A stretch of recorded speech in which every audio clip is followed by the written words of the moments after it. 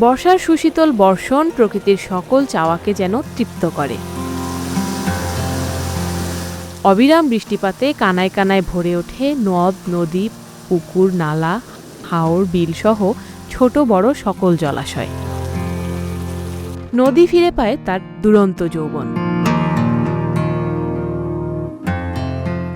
অবিরাম বর্ষণে গ্রামের মেঠো পথগুলো হয়ে ওঠে কাদাময়।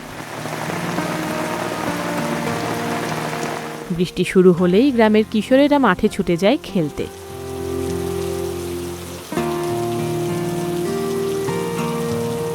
সবুজ ধানের শীষগুলো রিমঝিম বর্ষায় দুলতে থাকে।